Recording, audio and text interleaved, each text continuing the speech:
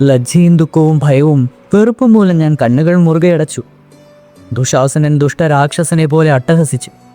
അയാളുടെ കാമലോലുപങ്ങളായ കൈകൾ എൻ്റെ നേർക്ക് നീണ്ടു. ഞാൻ അകത്തെ മുറിയിലേക്ക് ഓടി. ഗാന്ധാരി അമ്മയുടെ പാദങ്ങളിൽ അഭയം പ്രാപിച്ചാൽ മാനം രക്ഷിക്കാൻ, അല്ലെങ്കിൽ സഹോദരീ തുല്യായ ഭാനുമതിയുടെയും മറ്റു റാണിമാരുടെയും സഹായം തേടാം. വാതിൽക്കലെത്തി എൻ്റെ ദുഃഖകഥ വിവരിക്കുന്നതിന് മുൻപ് ദുശാസനൻ തൻ്റെ ബലിഷ്ഠകരങ്ങൾ നീട്ടി എൻ്റെ നീണ്ട മുടിയിൽ പിടിച്ചു വലിച്ചു. വേര് പറഞ്ഞ ലത പോലെയായി തീർന്നു ഞാൻ. പറഞ്ഞുപോയ ലതയെ പോത്തു വലിച്ചിഴച്ചുകൊണ്ട് പോകുന്നത് പോലെ ദുശാസനൻ എന്നെ സഭാമന്ദിരത്തിലേക്ക് വലിച്ചിഴച്ചുകൊണ്ടുപോകും. ആകെയുണ്ടായിരുന്ന ഒരു വസ്ത്രം കൊണ്ട് എൻ്റെ മാറിടം മറയ്ക്കുവാൻ ഞാൻ കഷ്ടപ്പെടുന്നുണ്ടായിരുന്നു. തലയിൽ നിന്ന് വസ്ത്രത്തുമ്പ് വഴുതി മാറി. മുഖം, കഴുത്ത്, കൈകളെല്ലാം അനാവൃതമായിരുന്നു. മുടി ചിതറിക്കിടക്കുന്നു. കഴുത്ത്, കൈകൾ എല്ലാം അലോസരപ്പെടുത്തി. എന്നോടുള്ള ദയ കൊണ്ട് അഴിഞ്ഞിലഞ്ഞ മുടി അസംഖ്യം ആളുകളുടെ കണ്ണിൽപ്പെടാതെ എൻ്റെ പിൻഭാഗത്തെ മറച്ചു. കൊടുങ്കാറ്റിൽ ഇളകിയാടുന്നതുപോലെ ഭയവും ലജ്ജയും മൂലം ഞാൻ വിറയ്ക്കുന്നുണ്ടായിരുന്നു. സഭാതലത്തിൽ കൊണ്ടു നിർത്തിയ ശേഷവും അയാളെൻ്റെ മുടിയിൽ പിടിച്ചിലിക്കുന്നുണ്ടായിരുന്നു. ഞാൻ ജീവനില്ലാത്ത പ്രതിമയാണെന്ന മട്ടിൽ നാണം മറന്ന് ഞാൻ ഇരു കൈകളും കൂപ്പി. എന്നെ ഒറ്റയ്ക്കിരിക്കുവാൻ അനുവദിക്കൂ, ഞാൻ ഏകവസ്ത്രയാണ്, രാജസ്വലയാണ്. ദുശാസനൻ അട്ടഹസിച്ചുകൊണ്ട് പറഞ്ഞു, ഏതവസ്ഥയിലായാലെന്താ? ഏതെങ്കിലും ധരിച്ചിട്ടുണ്ടോ ഇല്ലയോ എന്നത് ഞങ്ങൾക്ക് പ്രശ്നമില്ല. ഞങ്ങളുടെ മുൻപിൽ നീ വിലയ്ക്ക് വാങ്ങപ്പെട്ട ദാസി മാത്രം. ദുഃഖവും ലജ്ജയും മറയ്ക്കുന്നതിനു വേണ്ടി എൻ്റെ നീണ്ട ചുരുണ്ട മുടി ദയാപൂർവം എൻ്റെ മുഖം മറച്ചു. ദുശാസനൻ്റെ ക്രൂരമായ പെരുമാറ്റം കാരണം എൻ്റെ വസ്ത്രം ശിഥിലമായി. എന്ത് ചെയ്യണമെന്ന് എനിക്ക് അറിഞ്ഞുകൂടാ. പ്രയാസപ്പെട്ട് മാറത്ത് കൈകൾ പിണഞ്ഞു വെച്ചു. സഖാവ് കൃഷ്ണനെ ഉള്ളുരുകി പ്രാർത്ഥിച്ചു. ഈ അവസ്ഥയിൽ കൃഷ്ണനല്ലാതെ ആരുണ്ടെന്നെ സഹായിക്കുവാൻ? മുൻപിൽ വീരപുങ്കുവന്മാരായ ക്ഷത്രിയ സന്താനങ്ങളായ എൻ്റെ 5 ഭർത്താക്കന്മാർ നിരന്നിരിക്കുകയാണ്. കുറ്റവാളികളെപ്പോലെ മൗനവാൻ. അവർ നിശബ്ദയായിരിക്കുന്നു, നിഷ്ക്രിയരായി കുത്തിയിരിക്കുകയാണ്. മറുവശത്ത് എൻ്റെ ശശ്വരൻ ഇരിക്കുന്നു. അന്ധനാണെങ്കിലും കരച്ചിൽ കേൾക്കുന്നുണ്ട്. ജ്ഞാനിയും വീരനും ആചാര ബ്രഹ്മചാരിയുമായ ഭീഷ്മപിതാമഹനും നിശബ്ദനായ കാഴ്ചക്കാരനായിരിക്കുന്നു. ദ്രോണാചാര്യരും കൃപാചാര്യരും മൂവകളായി തീർന്നു. എൻ്റെ ഈ അവസ്ഥ കണ്ട് കർണൻ നിഷ്ഠൂരമായ പ്രതികാരത്തിൻ്റെ ഉല്ലാസത്താൽ ആത്മസംതൃപ്തി അടയുന്നുണ്ടേ. അയാൾ ഭീകരമായി എന്നെ നോക്കിക്കൊണ്ടേയിരുന്നു. സന്നിഹിതരായിരുന്ന സജ്ജനങ്ങളും രാജാക്കന്മാരും എല്ലാം മൗനം പാലിച്ചു. ഈ ലോകത്ത് കൃഷ്ണനല്ലാതെ മറ്റാരും എന്നെ രക്ഷിക്കുവാനില്ലെന്ന് തന്നെ എനിക്ക് തോന്നി. ദുശാസനൻ എൻ്റെ മുടി പിടിച്ചെലിച്ചുകൊണ്ട് അട്ടഹസിച്ചു, ദാസി ദാസി. കർണൻ, ശകുനി, ദുര്യോധനൻ മുതലായവരെല്ലാം ദുശാസനനെ പ്രോത്സാഹിപ്പിച്ചുകൊണ്ടേയിരുന്നു. ആപത്തിനെക്കുറിച്ചുള്ള ആശങ്ക ആപത്തിനേക്കാൾ കൂടുതലായി മനുഷ്യനെ ഭയപ്പെടുത്തുന്നു. ആപത്ത് മുന്നിൽപ്പെട്ട് ചാടുമ്പോൾ അതിനെ നേരിടുവാനുള്ള ശക്തി മനുഷ്യന് എവിടെ നിന്നോ ലഭ്യമാവുന്നു. ഇത്രയും ധൈര്യം എങ്ങനെ കിട്ടുക എന്ന് പറയുക സാധ്യമല്ല. ഞാൻ കൈകൂപ്പി ഗുരുജനങ്ങളെ നോക്കി. കണ്ണുനീർ ധാരധാരയായി ഒഴുകുന്നുണ്ടായിരുന്നു. ലജ്ജ വെടിഞ്ഞ് ശബ്ദമുയർത്തി ഞാൻ ചോദിച്ചു, ഈ സഭയിൽ എൻ്റെ ഗുരുജനങ്ങൾ ഇരിപ്പുണ്ട്. ആര്യാവർത്തത്തിലെ ജ്ഞാനികളും ഗുണശാലികളും വീരന്മാരുമായ മഹാപുരുഷന്മാരുണ്ട്. ഈ അവസ്ഥയിൽ നിറഞ്ഞ സഭയിൽ തലമുടിക്ക് പിടിച്ച് വലിച്ചിഴിച്ചു കൊണ്ടുവന്ന് എന്നെ അപമാനിക്കുന്നത് ലജ്ജാകരമല്ലേ? ഇതാണോ കൗരവധർമ്മം? എന്താണ് ആരുമൊന്നും മിണ്ടാതിരിക്കുന്നത്? എൻ്റെ ചോദ്യത്തിന് ഉത്തരം തരുവാൻ ആരുമില്ലേ? എല്ലാവരും സ്തബ്ധരായി. ഇരമ്പം തിളച്ചു. ഒരു സ്ത്രീ ഗുരുജനങ്ങളോട് വിശദീകരണം ആവശ്യപ്പെടുവാൻ ധൈര്യം കാണിക്കുന്നു. ആർക്കും വിശ്വാസം വരുന്നില്ല.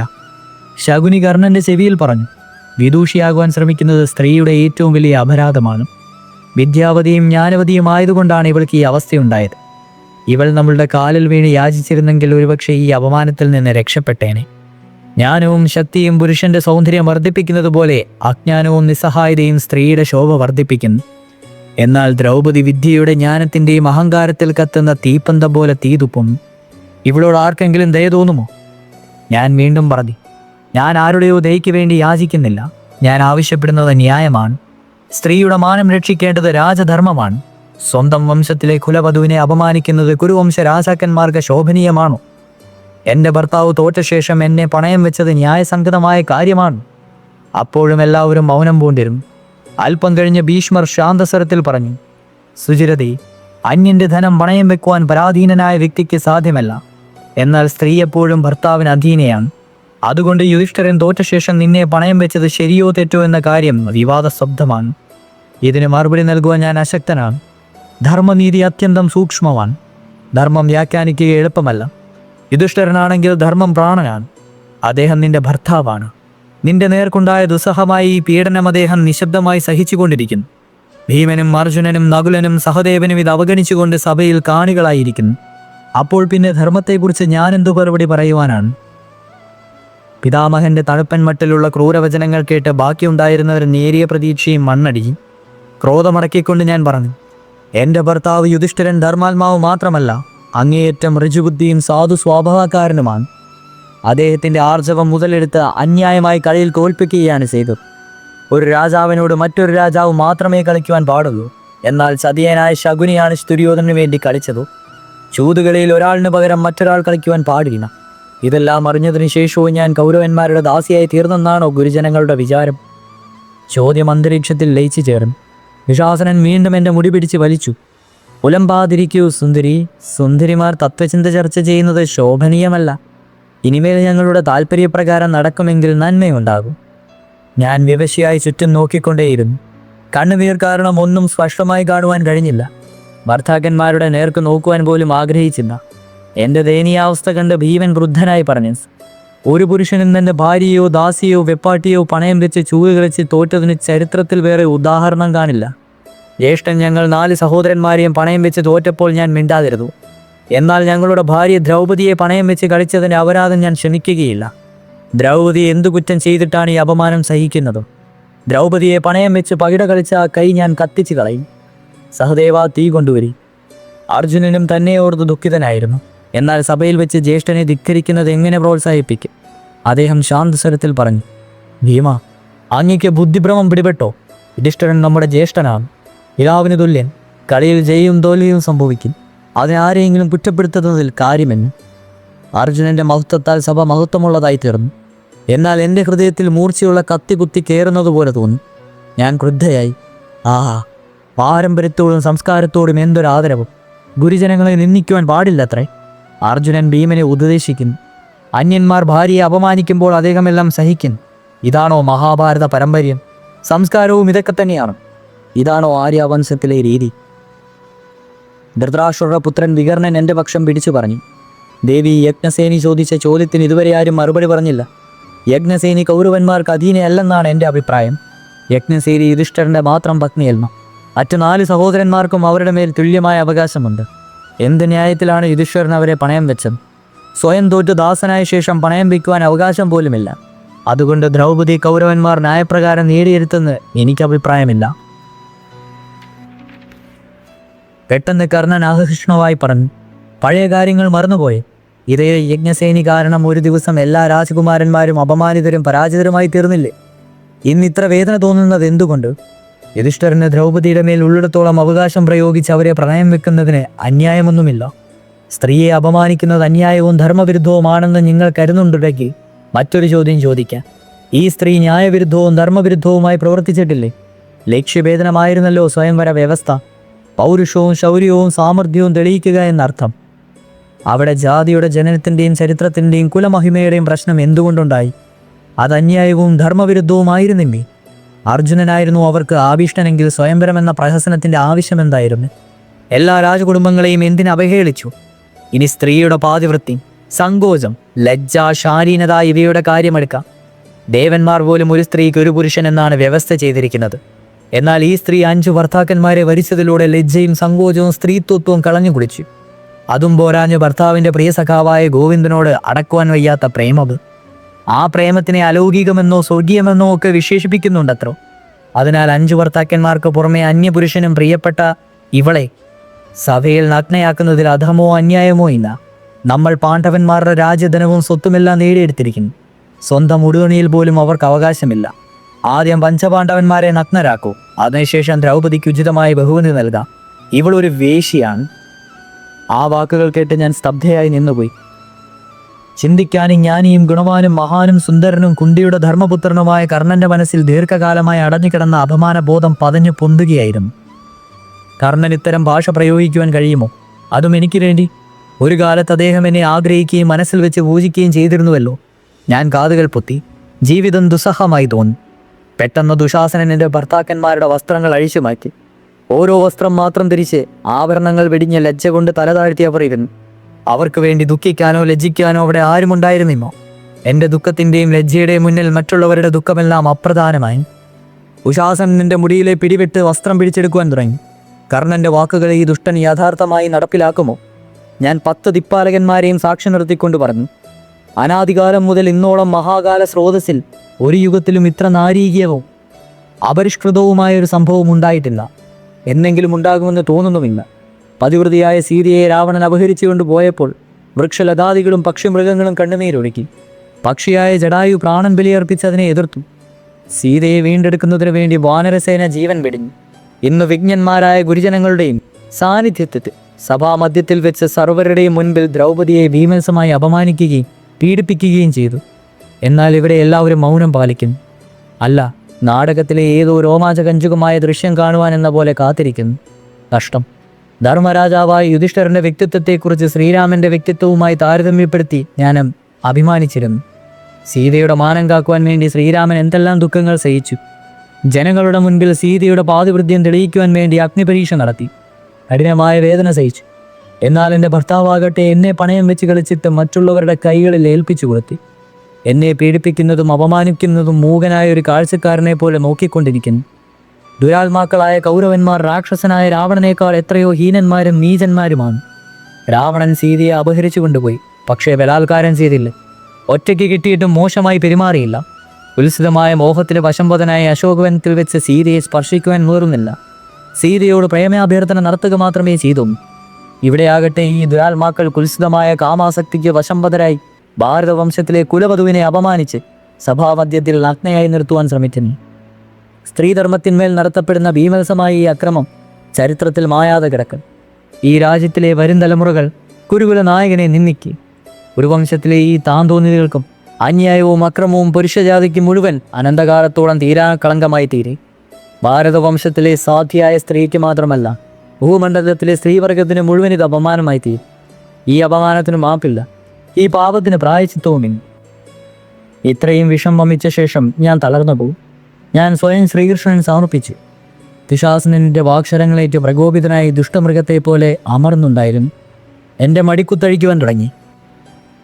ഞാൻ മാറത്ത് കൈകൾ പിണഞ്ഞു വെച്ച് കൃഷ്ണനെ വിളിച്ചുകൊണ്ടിരുന്നു. ഹേ ഗോവിന്ദ, കൃഷ്ണ, വാസുദേവ, അവിടുന്ന് അന്ത്യാരാമിയാണല്ലേ. ദുരാത്മാക്കളായ കൗരവന്മാർ അങ്ങയുടെ സഖിയെ പീഡിപ്പിക്കുന്നതങ്ങ് അറിയുന്നില്ലേ? ഭൂമിയിലെ ദീർഘകാല ചരിത്രത്തിലെ ഏറ്റവും കളങ്കപൂർണവും നാരീകയുമായ അധ്യായം രചിക്കപ്പെടുന്നു. അങ്ങിതറിയുന്നില്ലേ? ഹേ ഗോപീജന വല്ലഭ, ഗോവിന്ദ, ഇത്രയും അസഹ്യമായ ദുഃഖവും ലജ്ജയും ഒരിക്കലും ഒരു സ്ത്രീയുടെ ജീവിതത്തിലും ഉണ്ടായി കാണില്ല. ഒരു സ്ത്രീയുടെയും ജീവിതത്തിൽ ഇത് ആവർത്തിക്കാതിരിക്കട്ടെ. ഹേ സൃഷ്ടികർത്താവേ, ആദിമ മനുഷ്യൻ നഗ്നാവസ്ഥയിൽ കാട്ടിൽ ചുറ്റി നടന്നിരുന്നു. അപ്പോൾ പോലും 100-ലേറെ പുരുഷന്മാർ ഒരുമിച്ചൊരു സ്ത്രീയുടെ നഗ്നദേഹം ഇങ്ങനെ കാമാസക്തി നിറഞ്ഞ കണ്ണുകളോടെ നോക്കിക്കാണുകയില്ല. അക്കാലത്തും സ്ത്രീക്ക് സ്വതന്ത്രമായ നിലനിൽപ്പുണ്ടായിരുന്നു, ആദരവുണ്ടായിരുന്നു. എന്നാൽ ഇന്ന് രാജനന്ദിനിയായ കൃഷ്ണയോട് കാട്ടുന്ന അക്രമം ത്രിഭുവനത്തിലെ മുഴുവൻ കളങ്കങ്ങളെയും കവച്ചു വയ്ക്കുന്നു. ഈ മഹാവിപത്തിൽ നിന്നും അസഹ്യമായ നാണക്കേടിൽ നിന്നും എന്നെ ഉദ്ധരിക്കൂ. ഗോവിന്ദ, എന്നെ രക്ഷിക്കൂ. എൻ്റെ വിലാപം ദുശാസനന് ഉത്സാഹവർദ്ധകമായിക്കൊണ്ടേയിരുന്നു. അയാൾ എത്രമാത്രം ബലം പ്രയോഗിച്ച് വസ്ത്രം വഹിക്കുവാൻ ശ്രമിച്ചുവോ അത്രയും ബലം പ്രയോഗിച്ച് ഞാനതിനെ മുറുകെ പിടിച്ചു. മാറിടം മറയ്ക്കുവാനും ഞാൻ പരമാവധി ശ്രമിച്ചുകൊണ്ടേയിരുന്നു. മൂക്കോളം മുങ്ങിയാൽ മൂടന്മാർക്ക് ആത്മവിശ്വാസം ഉണ്ടാകുമോ? മനുഷ്യൻ അഹങ്കാരത്തിൽ എത്രമാത്രം ദയനീയമായി തീരുന്നു. അഹങ്കാരമില്ലാത്തവൻ്റെ വിളി മാത്രമേ ഭഗവാൻ കേൾക്കുകയുള്ളൂ. ഞാൻ തന്നെ എന്നെ രക്ഷിച്ചു കൊള്ളാമെന്ന ചിന്ത വ്യർത്ഥമായിക്കൊണ്ടേയിരുന്നു. പൂർണ്ണമായ ആത്മസമർപ്പണം കൂടാതെ ഈശ്വരകാരുണ്യം ലഭിക്കുകയില്ല. ഈ വിചാരമുണ്ടായ ഉടൻ തന്നെ ലജ്ജയും സങ്കോചവും മാന്യതയും എല്ലാം മറന്ന് ഞാൻ ഏകവസ്ത്രത്തിലെ പിടിവിട്ട് ഞാൻ 2 കൈകളും മുകളിലേക്ക് ഉയർത്തി കാതരയായി പറഞ്ഞു, പ്രഭു, ഞാൻ എൻ്റേതല്ല. ഈ ശരീരം എൻ്റേതല്ല. ഈ ശരീരവും അതിലെ എല്ലാ ചുമതലകളും അങ്ങയുടേതാണ്. മാനാപമാനവും ലജ്ജയും സങ്കോചവും എല്ലാം അവിടുന്ന് മനസ്സിലാക്കിക്കൊള്ളുക. എല്ലാം അങ്ങയുടേതാണ്. എല്ലാ കാരണങ്ങളുടെയും കാരണവും അങ്ങ് തന്നെ. എനിക്കൊന്നും അറിഞ്ഞുകൂടാ. യഥാർത്ഥത്തിൽ എല്ലാതരം ലജ്ജയും സങ്കോചവും ദുഃഖവും മാനവുമെല്ലാം അകന്ന് ഞാൻ മുക്തയാൽ. എല്ലാം കൃഷ്ണന് സമർപ്പിക്കുന്നതിലൂടെ മനുഷ്യൻ ഇത്രയും സുഖവും ആനന്ദവും ശാന്തിയും ധൈര്യവും ലഭിക്കുന്നുവെങ്കിൽ പിന്നെ ഓരോ കാര്യത്തിനും സ്വയം കുരുങ്ങി അവൻ ഇത്രയും അധികം കഷ്ടപ്പെടുന്നത് എന്തിന്? ഞാനും ഈ കാര്യം നേരത്തെ മനസ്സിലാക്കിയില്ല. ഇന്നീ നിമിഷം ശ്രീകൃഷ്ണനെ സഖാവെന്നതിന് പകരം ഭഗവാനാക്കിക്കണ്ട് ശങ്കയും ഭയവും കൂടാതെ ആപത്തിൻ്റെ നടുവിൽ നിൽക്കുവാൻ കഴിയും. മുൻപൊരിക്കലും ശങ്കയും ഭയവും കൂടാതെ കഴിയുവാൻ എനിക്ക് സാധിച്ചിരുന്നുമില്ല. എനിക്ക് ചുറ്റും എന്താണ് സംഭവിക്കുന്നതെന്ന് അറിയുവാൻ കഴിഞ്ഞില്ല. സുദർശന ചക്രം കറങ്ങിക്കൊണ്ടിരുന്നത് കണ്ട് അതിൻ്റെ പിന്നിൽ കൃഷ്ണൻ്റെ കരുണാമയമായ കൈ. അതിൽ നിന്ന് അടുക്കടുക്കിയായി വസ്ത്രം എന്നെ പൊതിഞ്ഞുകൊണ്ടേയിരുന്നു. മന്ത്രജലം പോലെ എൻ്റെ മേൽ കാരുണ്യവർഷം. എൻ്റെ ഉള്ളിലെ ലജ്ജയും അപമാനവും എങ്ങോ പോയി മറന്നു. കുശാസനൻ എൻ്റെ വസ്ത്രം വലിച്ചഴിച്ചുകൊണ്ടേയിരുന്നു. ഇരു കൈകളും കൊണ്ട് വലിച്ചു കഴിക്കും തോറും എൻ്റെ ദേഹത്തിന് വിലുവെടുപ്പുള്ള വസ്ത്രങ്ങൾ ആവൃതമായി കൊണ്ടേയിരുന്നു. ഈ അത്ഭുത ദൃശ്യം കണ്ട് സഭ സ്തംഭിച്ചിരുന്നു. സതീ സതീ എന്ന ജയധ്വനിയാൽ സഭാമന്ദിരം മുഖരിതമോ. ക്ഷീണിതനും അവശനും പരാജിതനുമായ ദുശാസനൻ വസ്ത്രകൂമ്പാരത്തിൽ തട്ടിത്തടഞ്ഞുകയായി. അപ്പോഴും ദുര്യോധനൻ തൻ്റെ നഗ്നമായ തുടിയിൽ തട്ടിക്കൊണ്ട് എൻ്റെ നേർക്ക് അശ്ലീലമായ ആംഗ്യം കാണിക്കുന്നുണ്ടായിരുന്നു. അയാളുടെ മടിയിൽ ചെന്നിരിക്കാൻ ക്ഷണിക്കുന്നുണ്ടായിരുന്നു. ഭീമൻ്റെ ക്രോധം നിയന്ത്രണാതീതമാണ്. അദ്ദേഹം അലറി, ഞാൻ പാപിയായ ദുശാസനൻ്റെ മാറുപിളർന്നവൻ്റെ രക്തം കുടിക്കും. സംസ്കാരശൂന്യനായ ദുര്യോധനൻ്റെ തുട തല്ലിത്തകർത്ത് പിതൃക്കൾക്ക് ശാന്തിയെ. ഞാനും പ്രതിജ്ഞ ചെയ്തു, ദുശാസനൻ്റെ മാറിലെ ചോര കൊണ്ട് കഴുകിയ ശേഷം മാത്രമേ ഞാൻ എൻ്റെ മുടി കെട്ടിപ്പിക്കുകയുള്ളൂ. അപ്പോൾ വിതുരർ ഗംഭീരസ്വരത്തിൽ പറഞ്ഞു, ഭീമൻ്റെ ഈ ശപഥം ഗുരുകുലത്തിന് ആപത്താതി. പ്രതിജ്ഞ പാലിക്കുന്നതിൽ വിട്ടുവീഴ്ചയില്ലാത്തവനാണ് ഭീമൻ. ദ്രൗപദിയുടെ പ്രതിജ്ഞ കുറെ കൂടി ഭയങ്കരമാണ്. എന്തായാലും സംഭവിക്കുവാനുള്ളത് സംഭവിച്ചു.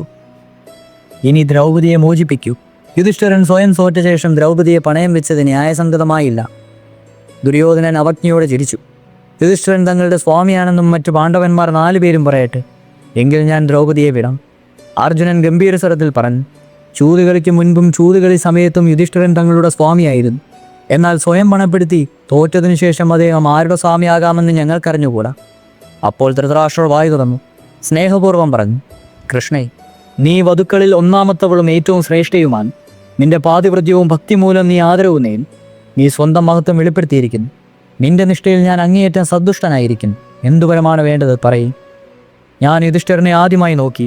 എന്നിട്ട് പറഞ്ഞു, യുധിഷ്ഠിര മഹാരാജാവിനെ മോചിപ്പിച്ചാൽ കുറഞ്ഞപക്ഷം എൻ്റെ മൂത്ത മകൻ ക്രീതദാസൻ്റെ പുത്രനാണ് അദ്ദേഹം എന്ന് ആരും പറയാതിരിക്കട്ടെ. അങ്ങനെ ആവട്ടെ. ദയാലുവായ ശിശുരൻ പറഞ്ഞു. യുധിഷ്ഠിരൻ ലജ്ജയും ദുഃഖവും മൂലം തലകുനിച്ചിരുന്നു. ഒരു വരം കൂടി ആവശ്യപ്പെടാം. ശിശുരൻ ആശ്വസിപ്പിച്ചു. എൻ്റെ മറ്റ് 4 പുത്രന്മാരുടെ പിതാക്കന്മാരെയും മോചിപ്പിച്ചാൽ, അവരുടെ ആയുധങ്ങൾ മടക്കി കൊടുത്താൽ ഞാൻ ശാന്തസ്വരത്തിൽ പറഞ്ഞു, അങ്ങനെ തന്നെ ആവട്ടെ. ഇതിനു പുറമെ ഒരു വരം കൂടി ആവശ്യപ്പെടാമെന്ന് ശിശുരൻ വീണ്ടും പറഞ്ഞു. ക്ഷമിക്കണം പ്രതോദേവ, ക്ഷത്രിയ സ്ത്രീകൾക്ക് 2 വരം വാങ്ങാനോ ശാസ്ത്രത്തിൽ വ്യവസ്ഥയുള്ളൂ. എൻ്റെ വീരന്മാരായ ഭർത്താക്കന്മാർ മോചിതരെ, അവരുടെ കൈകളിൽ ആയുധം വെക്കുന്നവരെ അവരുടെ സുഖസമൃദ്ധിക്ക് വേണ്ടി മറ്റൊരു വരം ചോദിക്കേണ്ട ആവശ്യമില്ല. എന്നാൽ നീ സ്വന്തം മോചനത്തിന് വേണ്ടി വരം ചോദിച്ചില്ലല്ലോ മകളെ.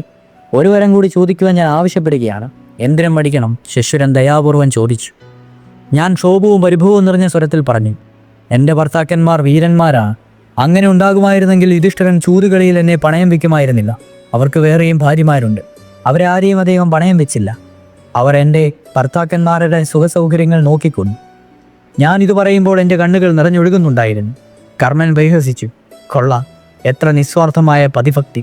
സ്വന്തം കാര്യം മറന്നുകൊണ്ട് വീരന്മാരായ ഭർത്താക്കന്മാരെ അഗാധമായ സമുദ്രത്തിൽ നിന്ന് കരകയറ്റിയിരിക്കുന്നു. 5 ഭർത്താക്കന്മാരുടെ നായികയായ യജ്ഞസേൻ വീണ്ടും പാണ്ഡവന്മാരുടെ അധികാരത്തിന് കീഴിൽ കഴിഞ്ഞുകൂടുവാൻ ഇഷ്ടമില്ലായിരിക്കും. അതിനാൽ സ്വന്തം മോചനത്തിലുള്ള അവസരം സമർത്ഥമായി ഒഴിവാക്കുകയാണ്. ശരിയാണ് കർണ, അങ്ങ് മഹാജ്ഞാനിയാണ്. ദ്രൗപദിയുടെ വേദന അവളുടെ ഭർത്താക്കന്മാർ മനസ്സിലാക്കിയില്ല. പക്ഷെ അങ്ങ് മനസ്സിലാക്കി. ദ്രൗപദിയുടെ പാതിവൃത്യത്തിൻ്റെ പാരമ്യത്തിൽ സജ്ജന സമൂഹം മുഗ്ധരായി തീർന്നു. പാണ്ഡവന്മാരുടെ അടുത്തേക്ക് മടങ്ങിപ്പോകുവാൻ അവൾ ആഗ്രഹിക്കുന്നില്ല എങ്കിൽ ഈ സഭയിൽ വെച്ച് കൗരവന്മാരെ സ്വീകരിച്ചു കൊള്ളട്ടെ. അല്ലെങ്കിൽ ഞങ്ങളുടെ ബന്ധുവും വീരശിരോമണിയും വിശാലമായ ഹൃദയനുമായ കർണൻ ഇവിടെ സന്നിഹിതനാണല്ലേ. ശാസനൻ പരിഹസിച്ചു. ഞാൻ തീപ്പന്തം പോലെ ആളിക്കത്തി. ഭീമസേനൻ ഒരു പ്രകാരത്തിലും ഈ അപമാനം സഹിക്കുവാൻ കഴിഞ്ഞില്ല. അലറിക്കൊണ്ട് പറഞ്ഞു, ഉശാസന, നിന്റെ മരണം അടുത്തിരിക്കുന്നു. മഹായുദ്ധമുണ്ടാകും. ദ്രൗപദിയോടുള്ള ഈ അപമാനവും പീഡനവും കൗരവന്മാരുടെ നാശത്തിന് കാരണമാകും. ആര്യാവർത്തത്തിലെ ലക്ഷക്കണക്കിന് ക്ഷത്രിയന്മാർ വധിക്കപ്പെടും. യജ്ഞസേനിയുടെ ജനന സമയത്തുണ്ടായ അശരീരി താമസം വിന സത്യമായി തീരും. യുധിഷ്ഠിരൻ എഴുന്നേറ്റ് ഭീമനെ ശാന്തനാക്കി കൈകൂപ്പി ധൃതരാഷ്ട്രരോട് അപേക്ഷിച്ചു. പ്രഭുദേവ, അനുവാദം തന്നാലും അങ്ങയുടെ ആജ്ഞ അനുസരിച്ച് ഞാൻ ശിരസാ വഹിക്കാം. ഉദാരസ്വരത്തിൽ ധൃതരാഷ്ട്രർ പറഞ്ഞു, മക്കളെ, നിങ്ങൾ മടങ്ങിപ്പോവോ. ദ്രൗപദിയോടൊപ്പം സുഖമായി താമസിക്കും. മകളെ, അന്ധനായി വൃദ്ധനോട് ക്ഷമിക്കണം. ന്യായരഹിതമായി ഈ ചൂതുകളിക്ക് അനുമതി നൽകുവാൻ ഞാൻ ബാധ്യസ്ഥനായി തീർന്നു. പുത്രൻ പിതാവിൻ്റെ ഉപദേശം കേൾക്കാത്തത് മൂലം പിതാവിനുണ്ടാകുന്ന വൈവശ്യം എന്നേക്കാൾ കൂടുതലായി ആർക്കും മനസ്സിലാകും. എന്നാൽ നിന്റെ ഈ അപമാനം മൂലം നിനക്ക് 100 ഇരട്ടി മാനം ലഭിച്ചിരിക്കുകയാണ്. എൻ്റെ പുത്രന്മാർക്ക് സ്വന്തം കരുത്തും പരാക്രമവും മനസ്സിലായി കാണും.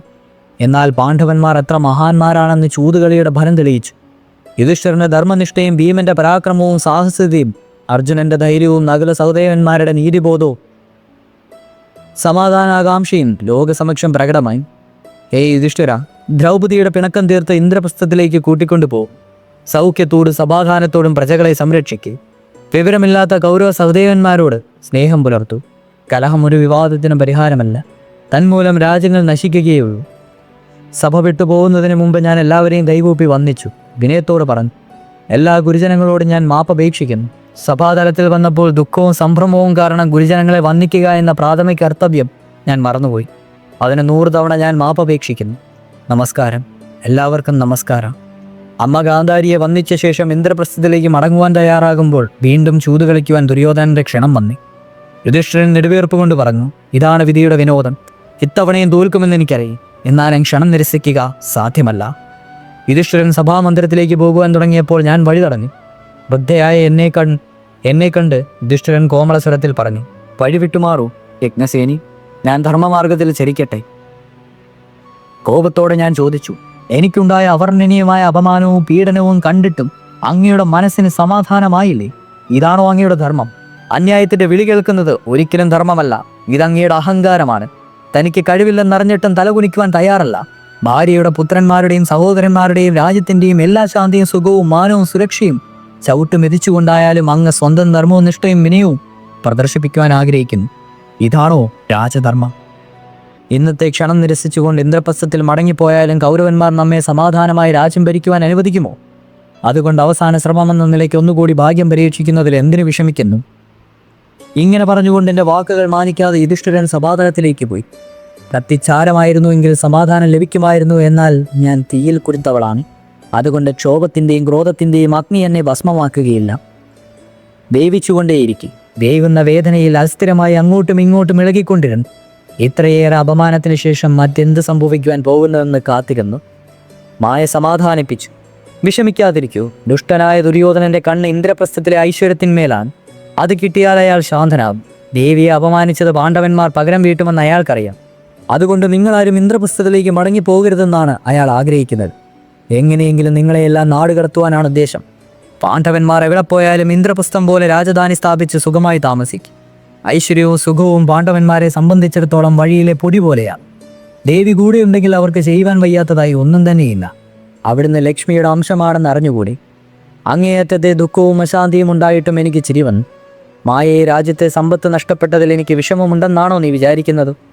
അർജുനന്റെ കഴുത്തിൽ ഞാൻ വരണമാല്യം അർപ്പിച്ചപ്പോൾ എന്നെ സംബന്ധിച്ചിടത്തോളം അദ്ദേഹം ഒരു സാധാരണ ബ്രാഹ്മണ ഭിക്ഷു മാത്രമായിരുന്നു. പഞ്ചപാണ്ഡവന്മാരുമായ ആ വിവാഹം നടന്നപ്പോൾ അവർ രാജ്യം നഷ്ടപ്പെട്ട രാജകുമാരന്മാരായിരുന്നു. അപ്പോഴും ഞാൻ ദുഃഖിതയായിരുന്നു. എനിക്ക് ലഭിച്ച സുഖവും ആനന്ദവും ഇന്ദ്രപ്രസ്ഥത്തിലെ റാണിയായിട്ട് പോലും ലഭിച്ചില്ല. ധനവും ഐശ്വര്യവും എൻ്റെ സുഖത്തിന് സ്തബ്ധമായ വസ്തുക്കളല്ല. എന്നാൽ അന്യായം നിറഞ്ഞ ക്ഷണം കേട്ട് യുധിഷ്ഠിരൻ്റെ ധർമ്മത്തിൻ്റെ പേര് പറഞ്ഞ് വിനീതനായ ആത്മസമർപ്പണം നടത്തുന്നത് എനിക്ക് സഹായിക്കുവാൻ കഴിയുന്നില്ല. എന്നെ പണയം വെച്ച് ചൂത് കളിച്ച ശേഷം എൻ്റെ മനസ്സിൻ്റെ സമാധാനം മുഴുവൻ നഷ്ടമായി. ഈ അശാന്തിയുടെയും അപമാനത്തിൻ്റെയും ജ്വാലയിൽ എരിയുന്നതിനേക്കാൾ ഭേദം നിസ്വനും വനവാസിയുമായ സത്പുരുഷന്റെ ഭാര്യയായി ജീവിക്കുന്നതാണ്. അന്തസ്സുള്ള ഏത് സ്ത്രീക്കും അതാണ് ശ്രേയസ്കരൻ. വിധി തൻ്റെ നാവിൽ വിളയാടിയതായിരിക്കണം. അപ്പോഴേക്കും വാർത്ത വന്നു. യുധിഷ്ഠിരൻ അവസാനത്തെ തവണ ചൂതുകളിയിൽ തോറ്റ് രാജ്യം നഷ്ടപ്പെടുത്തിയെന്ന് മാത്രമല്ല, പന്ത്യവ്യവസ്ഥ അനുസരിച്ച് 5 സഹോദരന്മാരും ധർമ്മപത്നിയും 12 വർഷക്കാലം വനവാസം അനുഷ്ഠിക്കുകയും വേണം. അതിനുശേഷം 1 വർഷം അജ്ഞാതവാസം നടത്തുകയും വേണം. ഈ വാർത്ത എനിക്ക് അല്പം പോലും ദുഃഖകരമായി തോന്നിയില്ല. ഞാൻ നേരത്തെ തന്നെ ഭർത്താവിനോടൊത്ത് വനവാസം നടത്തിയിരുന്നു.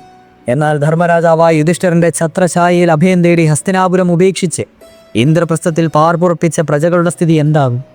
ദുര്യോധനന്റെ പ്രതികാരവും അന്യായവും മൂലം ഇന്ദ്രപ്രസ്ഥത്തിലെ സ്ത്രീ പുരുഷന്മാർക്ക് എന്ത് യാതനകൾ അനുഭവിക്കേണ്ടി വരും? കൗരവ സഹോദരന്മാരുടെ ജുഗുപ്സവമായ കാമവാസനയ്ക്കിരയായി ഇന്ദ്രപ്രസ്ഥത്തിലെ സ്വാധികളായ യുവതികൾക്ക് കഠിനമായ പീഡനം അനുഭവിക്കേണ്ടി വരും. പ്രജകളോടുള്ള യുധിഷ്ഠിരന്റെ ഈ ഉദാസീന രാജധർമ്മമാണോ? പന്തയം വെച്ച് ചൂത് കളിക്കുമ്പോൾ അദ്ദേഹം ഒരിക്കൽ പോലും രാജ്യവാസികളുടെ കാര്യം ചിന്തിച്ചില്ല. രാജ്യത്തോടും ധനത്തോടും ഇത്രമാത്രം നിഷ്പ്രജനാണെങ്കിൽ അദ്ദേഹം എന്തിനാണ് ഇന്ദ്രപ്രസ്ഥത്തിലെ സിംഹാസനത്തിലിരുന്ന ചക്രവർത്തിയായതും പ്രജകളുടെ സ്നേഹോദാഹരണങ്ങൾ ആർജിച്ചതും? ശ്രീരാമൻ സ്വർണ്ണമാനിൻ്റെ പിറകെ ഓടി ദുഃഖം വിളിച്ചു വരുത്തി. യുധിഷ്ഠിരൻ ചൂതുകളിയുടെ പിറകെ അന്ധനായി ഓടി. അത് സർവ്വ ദുഃഖങ്ങൾക്കും കാരണമായി. യുധിഷ്ഠിരൻ്റെ മനസ്സിൽ ഒരു ലോഭവുമില്ല.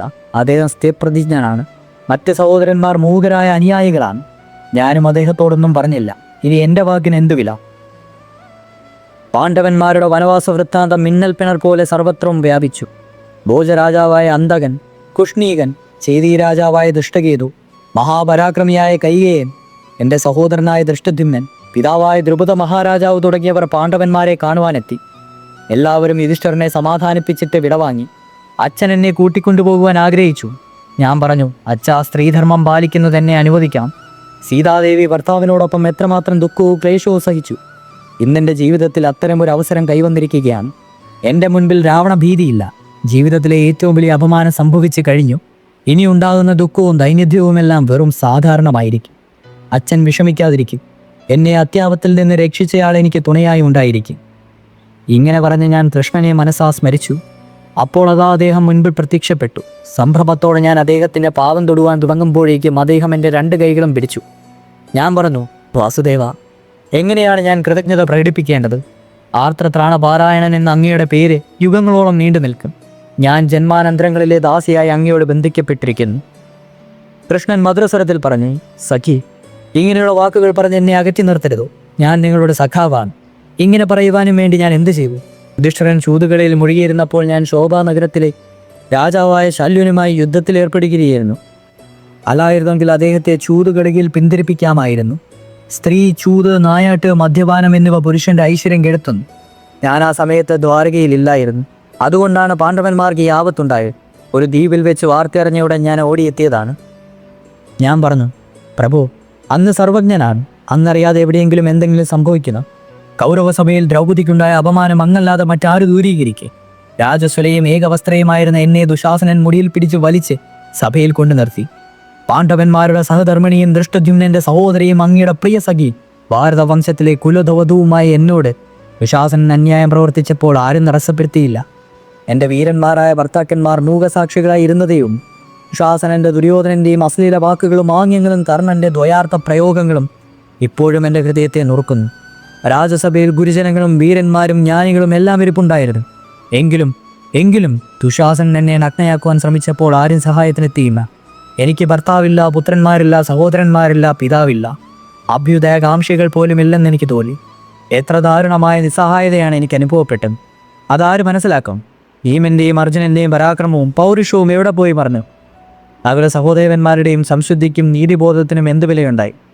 യുധിഷ്ഠിരന്റെ വിനയവും ധർമ്മനിഷ്ഠയും ആര് വകവെച്ചു? സ്ത്രീയുടെ മാനം കാക്കുവാൻ പുരുഷൻ തയ്യാറാകാത്ത രാജ്യം നശിച്ച് നാമാവിശേഷമാകുന്ന കാര്യം തീർച്ചയാണ്. ആ രാജ്യത്തെ പുരുഷവർഗം നിന്ദ്യരാണ്. ഈ സാഹചര്യത്തിൽ ഞാൻ അങ്ങയിൽ മാത്രം വിശ്വാസമർപ്പിച്ച് അങ്ങയുടെ മുൻപിൽ സ്വയം സമർപ്പിച്ച് അങ്ങയുടെ അലൗകികമായ സഹായം എൻ്റെ മാത്രമല്ല, ഈ രാജ്യത്തിന് സർവ്വവർഗത്തിൻ്റെ മുഴുവൻ മാനം രക്ഷിച്ച് ഭാരതത്തിലെ പവിത്രമായ മണ്ണിൽ സ്ത്രീ കളങ്കതിയാകുവാൻ പാടില്ലെന്ന് സ്ഥാപിച്ചു. ഹേ കൃഷ്ണ, ഞാൻ അങ്ങയുടെ പാദദാസിയായി ജീവിതം കഴിച്ചു കൂട്ടുവാൻ ആഗ്രഹിക്കുന്നു. അപ്പോൾ മാത്രമേ ഈ കടം അല്പമെങ്കിലും വീട്ടുവാൻ സാധിക്കൂ. ദീനബന്ധുവും കരുണാമയനുമായ കൃഷ്ണന്റെ മുൻപിൽ മനസ്സ് തുറന്ന് വസ്ത്രത്തുമ്പ് വായിലമർത്തി ഞാൻ നീങ്ങിക്കരൻ. കൗരവസഭയിലെ പീഡനത്തിന് ശേഷം ഞാൻ ഭർത്താക്കന്മാരോട് ഒരു വാക്കുപോലും ഉരിയാടിയായില്ല. എൻ്റെ ദുഃഖത്തിന് കാരണക്കാരനായി തീർന്ന ശക്തിശാലികളായിരുന്നിട്ടോ എന്നെ സഹായിക്കുവാൻ സന്നദ്ധരാകാത്ത അവരുടെ മുൻപിൽ പരിഭവത്തിനും പിണക്കത്തിനും വിലയില്ല. ദീനബന്ധുവായ കൃഷ്ണനെ കണ്ടപ്പോൾ എനിക്ക് നിയന്ത്രിക്കുവാൻ കഴിഞ്ഞില്ലോ. എത്രയായാലും ഞാനും ഒരു സ്ത്രീയല്ലേ? കൃഷ്ണൻ കൈകൂപ്പിക്കൊണ്ട് പറഞ്ഞു, ദേവി, നിങ്ങൾ എൻ്റെ പാദദാസിയാവുകയാണോ? എന്നെ അപരാധിയാക്കുകയാണ്. ഞാൻ നിങ്ങൾക്ക് വേണ്ടി എൻ്റെ കടമ നിറവേറ്റുക മാത്രമേ ചെയ്തു. നിങ്ങളോടുള്ള ഒരു പഴയ കടം വീട്ടി ഞാൻ സ്വതന്ത്രനാകിയിരിക്കുന്നു. ഗൃഹപ്രവേശം ദിവസം നിങ്ങളെന്നെ ശുശ്രൂഷിക്കുന്നതിന് വേണ്ടി ഭർത്താവ് തന്ന സാരി കീറി എൻ്റെ വിരലിനെ മുറിവ് വെച്ച് കിട്ടി. വസ്ത്രത്തിൻ്റെ രൂപത്തിൽ തന്നെ ഞാനത് തിരികെ തന്നു. നൂല് കൊടുത്ത് വസ്ത്രം കിട്ടി എന്നാണല്ലോ വിശ്വാസം. കണ്ണുകൾ ഈർന്നണിഞ്ഞു. കൃഷ്ണൻ തൂവാലുകൊണ്ട് വിയർപ്പ് കണങ്ങൾ തുടിച്ചുകൊണ്ട് പറഞ്ഞു, സഖി, കൃഷ്ണൻ എപ്പോഴും സ്നേഹത്തിന് വേണ്ടി ദഹിക്കുന്നവനാണ്. എന്നെ സഖാവായി കരുതി എപ്പോഴും സ്നേഹം തന്നാൽ മതി, ഞാൻ ധന്യനാകും. ഞാൻ വിസ്മയ പരതാത്രയെ. കൃഷ്ണൻ്റെ സാരി തുമ്പിൻ്റെ കഷ്ണം തൂവാലിയാക്കിക്കൊണ്ട് നടക്കും. എളിയ ശുശ്രൂഷ അനുനിമിഷം സ്മരിക്കും. എൻ്റെ ജീവിതത്തിലെ സർവ്വദുഃഖവും കൃഷ്ണതയും കഴുകിപ്പെട്ടതായി എനിക്ക് തോന്നി. സ്നേഹം നിറഞ്ഞ സ്വരത്തിൽ ഞാൻ പറഞ്ഞു, സഖേ, ഈ ഹൃദയത്തിലെ നിർമ്മലമായ സ്നേഹത്തിന് മുഴുവൻ അവകാശി അങ്ങാണ്. ജനന സമയം മുതൽ ഈ സമയം അങ്ങയ്ക്ക് അർപ്പിതമാണ്. ആ പഴയ കാര്യം പറഞ്ഞ് എന്നെ ലജ്ജിപ്പിക്കരുതേ. കൃഷ്ണൻ ചിരിച്ചു. ദേവി, അങ്ങ് ലക്ഷ്മിയുടെ അംശാവതാരമാണ്. അങ്ങയുടെ സ്നേഹമില്ലെങ്കിൽ കൃഷ്ണൻ ലക്ഷ്മിയില്ലാത്തവനാവും. തുടരും.